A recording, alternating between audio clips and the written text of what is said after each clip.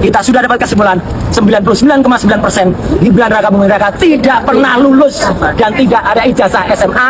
Artinya ini harus dicabut, berarti dia tidak sah atau tidak layak untuk menjadi wakil presiden. Kalaupun ada pasal 18 di keputusan nomor keputusan KPU nomor 19, itu berarti keputusan KPU itu harus batal demi hukum karena melanggar undang-undang. Ya? Oke, terima kasih. Nih. Jadi gini, saya jelasin ya. Di mana jelasinya? Mas Roy diam dulu lah. Ini nggak logis.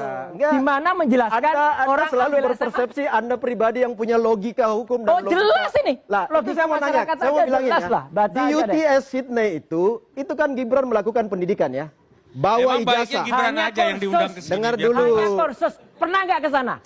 Saya belum pernah ke sana, tapi datanya ada. Kalau belum pernah ke sana ya sudah. Jadi gini, kita sudah dapat faktanya. Ya, kita udah dapat faktanya. Oke, Anda ini punya penyakit bicara yang perlu ditenangkan. Oh enggak, karena kalau ada orang bohong saya nggak mau ada orang membohongi publik. Anda yang bohongi publik. Ini membohongi publik nih jelas betul. Anda yang bohongin publik. Ini jelas betul. Jadi gini, ini kan Sydney memberikan penyetaraan dari Dikdasmen, memberi penyetaraan ijazah Gibran yang dari Sydney itu disetarakan dengan ini. Ya, Gibran terima, monggo silakan setarakan itu, dimasukkan ke KPU karena syarat minimal. Disetarakan SMA itu logis.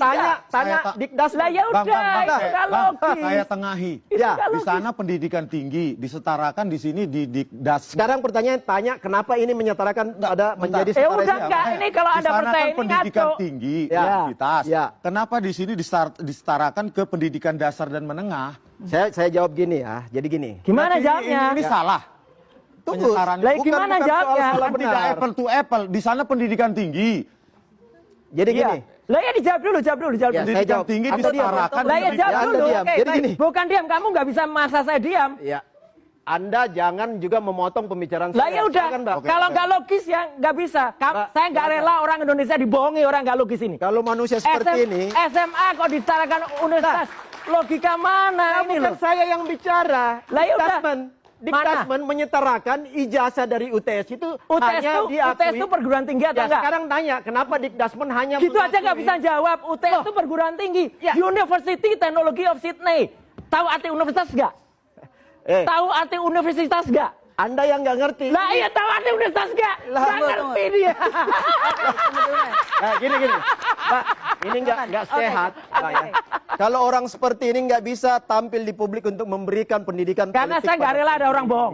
Ya, jadi ini Anda yang punya dasar di atas kan? Saya bukan data saya, data Anda nih. Bukan, ini data umum, KPU. data publik. Oke. Ya, udah. Sekarang gini. Apalagi kecewa kan? Oh enggak. Gibran itu hanya mau memenuhi persyaratan undang-undang ya, undang-undang politik untuk memenuhi syarat sebagai cawapres. Di situ diminta adalah minimal SMA. Dia memasukkan semua yang dia lulusin. Ada 3 pendidikan dia, ya, di Orchid Park, Singapura. Lulus nggak? Ya lulus. Buktinya mana? Ada ijazahnya. Mana? Tanya di KPU. Lah ini nggak bisa. Harus minta di KPU. Siapa yang mendalilkan itu yang membuktikan. Kalau ijazah saya Anda minta, saya bawain dari rumah. Saya memastikan. Kalau Anda minta ijazah OPSS nggak ada ijazahnya. Saya memastikan OPSS nggak ada ijazah. Oke, Bang Rifai tunggu dulu. Oh ya, ini 2 ijazah setara SMA berdasarkan Dikdasmen itu dimasukkan dua-dua. Ini salah satunya. Yang kedua adalah ijazah S1. Maka persyaratan minimal itu menjadi gugur karena sudah S1 yang tertinggi masuk. Kan itu logikanya. Sekali lagi saya katakan bahwa kemenangan ini adalah kemenangan rakyat. Sama ini ya sementara ini sudah 2-0. Hari ini sudah 3-0. Insya Allah kita akan 8-0. Jadi selama ini ijazah yang disembunyikan. Mana ada orang yang bangga, orang tuanya dulu pasti bangga, nak kamu sekolah ya biar lulus dapat ijazah. Harusnya bangga, kami dapat ijazah. Loh kok malah ada orang dapat ijazah, begitu ada orang lain dipidanakan. Itu kalau nggak sedeng ya nggak mungkin lah orang kayak gitu ya. Jadi ini jelas. Kalau tadi ada pertanyaan kenapa tidak dari dulu? Ya karena waktu itu memang belum keluar ijazah berwarna. Tapi kalau mau yang sekarang ada, sebentar lagi kita akan bongkar ini. Ini surat penyetaraan yang abal-abal. Yang katanya lulus SMA, tapi tidak lulus SMA dan liwat pendidikannya bolak-balik salah. Jadi bapak dan anak sama saja like father like son ya. Kacang mongso ninggal nol jaranya. Buah itu jauh tuh tidak jauh dari pohonnya. Dua-duanya ijazahnya 99,9% palsu. Kami tidak akan berhenti Insya Allah akan ada buku ketiga. Itu tentang Jokowi's son. Anaknya Jokowi yang sekarang masih ada gambarnya nggak di sini? Nggak ada, Bang. Itu nggak kalah dari bapaknya. Palsunya nggak kalah ijazahnya, IQ-nya nggak kalah rendahnya, lebih gila lagi. Karena kalau itu benar-benar salah beli ijazah. Dia ngaku S1-nya Bradford University dari Singapura, ya. Padahal Singapura itu adalah MDIS, ya, Management Development Institute of Singapore. Ijazahnya harusnya horizontal karena ada 2 logo. Yang dia pamerkan ijazahnya vertikal. Itu berarti salah beli di fakedocument.com. Yang kedua, dia ngaku ijazahnya S2 itu dari UTS, University Technology of Sydney. Padahal dia di University Technology of Sydney itu hanya masuk matrikulasi hanya 6 bulan. Dia SMA-nya 2 tahun di Santo Yosef, nggak lulus, pindah ke SMK Kristen Surakarta, nggak lulus lagi, tiba-tiba ke Singapura. Dan tiba-tiba di Singapura, mau kembali dah. Tiba-tiba di Singapura dia dapat surat penyetaraan dari Dikti. Penyetaraannya setara dengan SMK.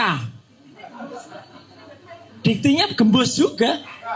Karena kok bisa ijazah S1 kok SMK. Tapi itu nanti ada di buku Jokowi's son. Black paper tanpa mushroom. Assalamualaikum warahmatullahi wabarakatuh.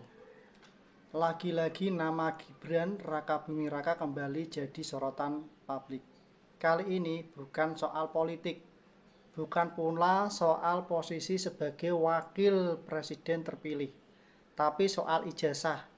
Ya, ijazah yang disebut-sebut tidak asli alias palsu setelah muncul pernyataan dari Roy Suryo CS sepulang dari Australia. Setelah beberapa hari berada di Australia, Roy Suryo bersama tim tiba-tiba muncul dan menggelar konferensi pers. Dalam pernyataannya, mereka mengaku telah mendapatkan data dan dokumennya. Disebut-sebut menunjukkan adanya kejanggalan pada ijazah Gibran.